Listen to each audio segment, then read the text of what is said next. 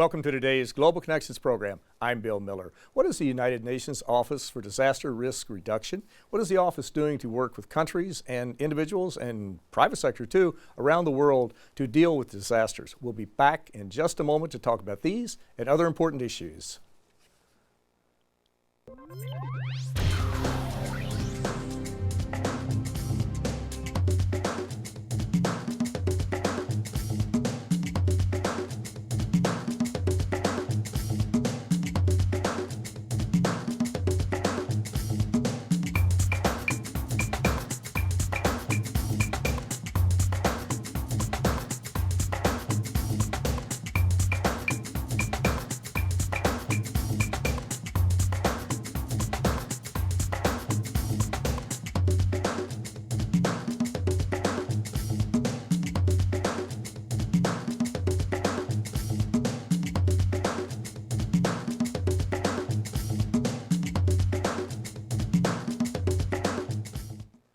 Welcome back to our program. Today we're taking a look at disaster risk reduction and how important it is to try to be ready for any type of disaster, but also what to do to avoid it and also what to do after it happens. My guest is an expert in this area. My guest today is Ms. Margareta Wahlstrom. Ms. Wahlstrom is the Special Representative of the United Nations Secretary General for Disaster Risk Reduction, and she heads the United Nations Office for Disaster Risk Reduction. Ms. Wahlstrom, welcome to today's Global Connections program. Thank you so much. I appreciate you being with me. Let's jump right into it. What is the United Nations Office for Disaster Risk Reduction? When was it formed? Why was it formed? And we'll get into what you do.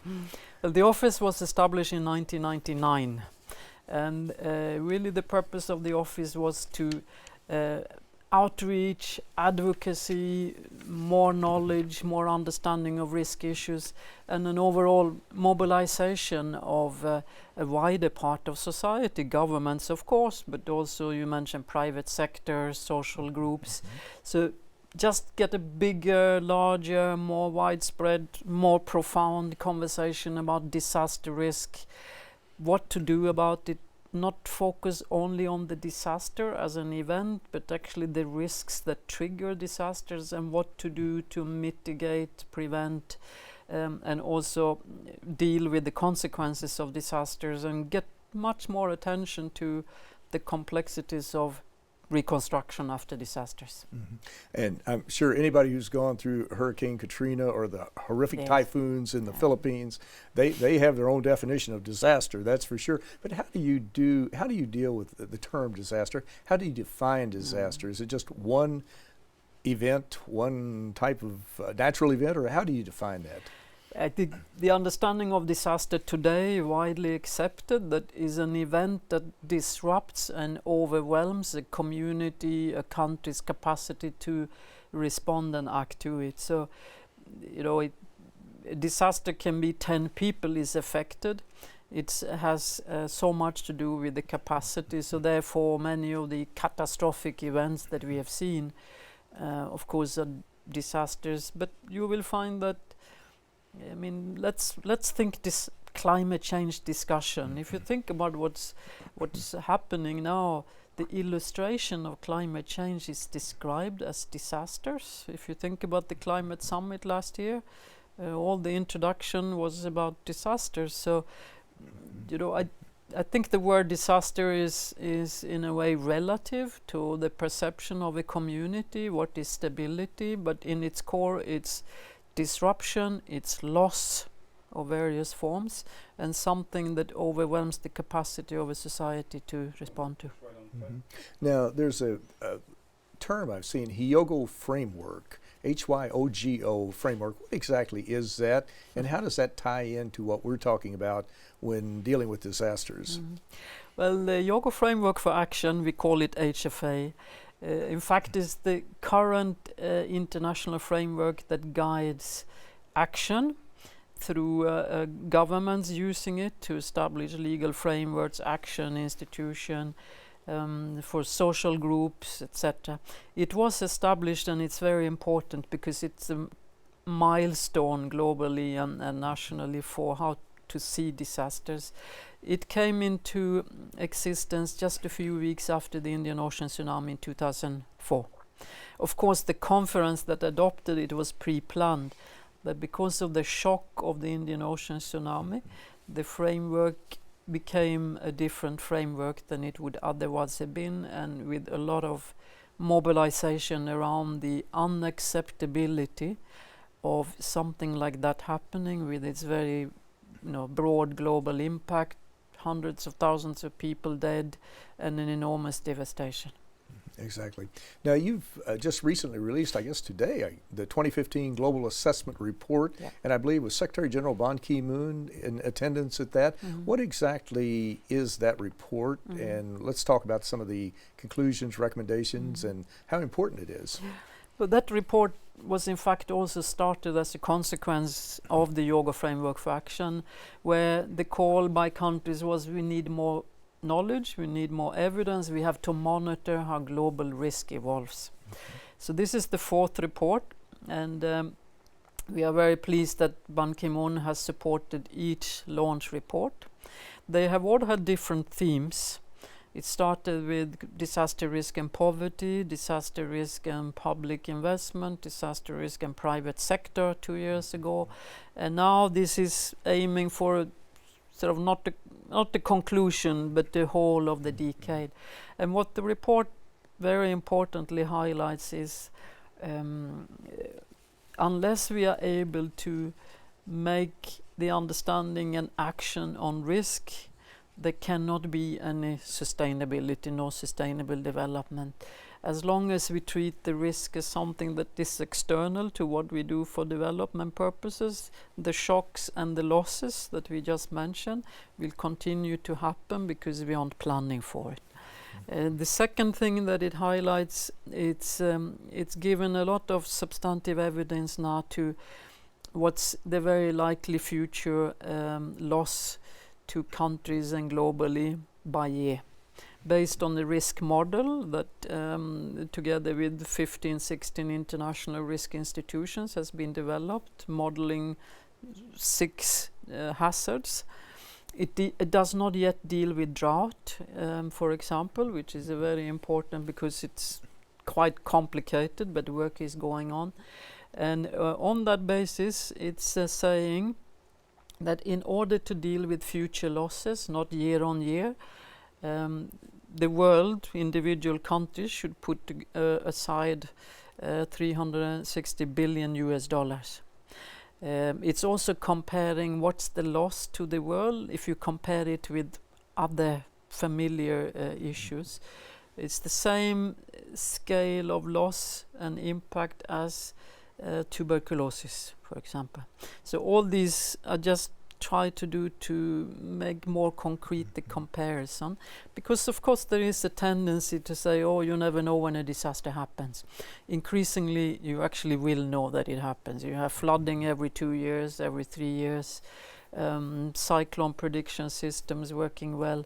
The weather variability, there's a much stronger basis on prediction there, and on that basis countries do have much better means to protect their economies and the people's social development through applying these more consistently.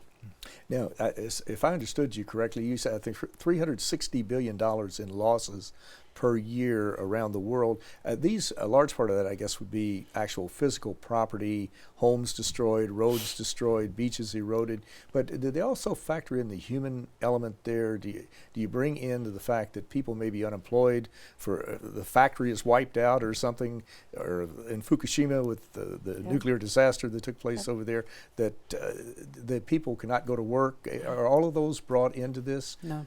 Not yet. Not yet. And so you see, this is just the tip of the iceberg. The tip of the iceberg, yes. That's right. So these are physical, the built environment, and it's essentially the replacement cost, but it's not the economic disruption, the social impact, health impact. So more work needs to be done. This is the red flag going up, so to say. But it is a bit of a tip of an iceberg, yes. Right. And earlier, I think the first group that you mentioned in that report, the risk reduction or disasters and people in poverty, the poor people, it seems that in most of these issues, like with climate change, the poor are being more adversely affected than people who are well off financially or who are able to purchase new houses or to purchase air conditioning or to move away from a problem. But how are the poor most directly affected by these disasters? The direct impact on poor countries and poor people is, of course, that take the largest economic hit in absolute and relative terms, of course. So if you compare, for example, the impact to GDP, if it's a rich country, it's a small proportion. It's serious, of course, 2 to 3%. But if you look at a small island developing states, it can be 80% of the GDP. And with frequent hurricane cyclones, the work to recover, to rebuild your road, your bridge, that you probably have to take a loan to finance, will be an endless cycle which will increasingly undermine your ability for really a sustained economic and social development. And the same thing with individuals. I mean, the less resources, the less buffer you have, the more drastic the impact of the losses will be. So long-term unemployment, of course, undermines people's capability for recovery. Many people leave their homes, can never return, cannot rebuild their homes. So there is a tendency that a major disaster causes more poverty, even if sometimes there can be a temporary positive blip from a lot of humanitarian or relief assistance. But overall, the trend is that it deteriorates poverty. And as we look at, you mentioned climate change, and we look at climate change today, we see that the glaciers are melting, the seas are rising, desertification you mentioned, and you look at some of the small island states, small island developing countries primarily, and like the Maldives and different ones like that, they're going to lose a large part of their territory. In fact, some of them are going to be totally underwater in 20, 30 years, or maybe even sooner. I think it's been estimated that Bangladesh will lose 25% of its land, and already Bangladesh is one of the most densely populated countries on the planet, and if you lose 25% with a larger population, it's going to be an absolute disaster in the worst terms and the worst sense of the word. But how do you work with countries like this to help them to prepare? And of course, you can't, in some cases, you can't hold back the oceans, obviously, and that type of thing. But how do you work with those countries to make them aware? I'm sure they're aware of them, but to see what they can do to alleviate some of the suffering and to alleviate some of the future impact that it's going to have. But as you said, these countries are very, very acutely aware themselves. And the way we work with them, for example, is based on their experience, also increase the knowledge around the world. So they, of course, if the fact is that 25% of the landmass will go, then the issue is, of course, how do you deal with population going into even more dense areas? What about agriculture? In Bangladesh, for example, there are lots of efforts to try to desalinate the agricultural land that is already suffering serious infiltration of seawater. So I think it's bringing attention to the issues, it's bringing expertise to the issues, and retaining a focus that these are not short-term issues, but there is such a link between sustainable development, climate, and disaster risk that we just have to keep focus on this integration. And this is the year of sustainability, as the SG just said. And I think that will give a very strong message for a country like Bangladesh or Maldives or many of the other highly vulnerable environments, that this is the year maybe they can get a hearing and more better integrated collaboration to deal with, if not preventing the issue, in many cases it's inevitably on a negative development, but to deal with the consequences of it. Well, you're watching Global Connections Television, which is an independently produced program. The opinions expressed on Global Connections are solely those of the moderator and his guest. We would invite our viewers to go to the website www.globalconnectionstelevision.com, to comment on this program and also to make suggestions for future topics and future speakers. Today we're taking a look at disaster risk reduction, and probably the majority of the people, in fact all of us who are watching this program or participating in it, have been involved in a disaster or two during our lives, and it's extremely important that we learn more about what we can do to alleviate or to prepare for disasters. My guest today is an expert in this area. My guest today is Ms. Margareta Wahlstrom, who is the Special Representative of the United Nations Secretary General for Disaster Risk Reduction. We're talking about you mentioned those three different categories from the disaster, the assessment report, and the last one I think dealt with the private sector. Is that correct? How do you, the private sector plays a critical role in everything because they're the economic engine to every country around the world. How do you bring in the private sector to get them involved? I know if you say you're losing $360 billion a year in material losses, that's going to get their attention because a lot of that's theirs. But how do you bring them in and work with them in workshops or in seminars, conferences, whatever the case might be? Well, the way we have approached it is really to engaging them almost on a personal basis, to learn more about the issues, to share experiences. And in the first round of work we did with a number of individuals representing, of course, companies, looking into how do they see risks. Does the private sector business really consider disaster a risk to them, or is it something that happens to others? So in that first round it became very evident that among the many risks that they managed, this wasn't really one. So in a way you could say that was step one, was get that engagement. Of course, events like in this past decade, the floods in Thailand, the Great Eastern Japan earthquake, many of them had enormous disruption on the international economy, the global supply chain, and many corporations I think felt this is something that really concerns us. So I think over the years, together with, of course, not only us, but also UN's Global Compact, World Economic Forum, increasing attention on risks and what particular risks are disruptive to the business environment.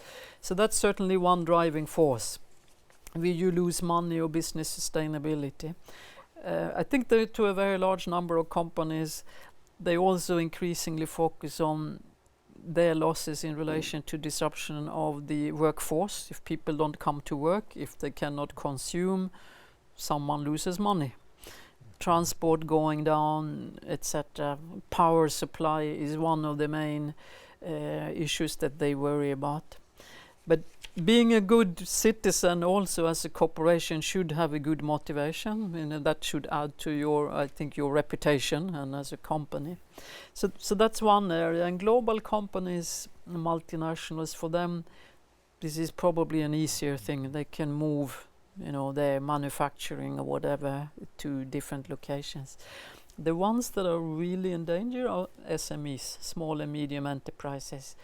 And there is regrettable but very clear evidence that many of them go out of business forever after having suffered a disaster. In some areas 60% never went back into business.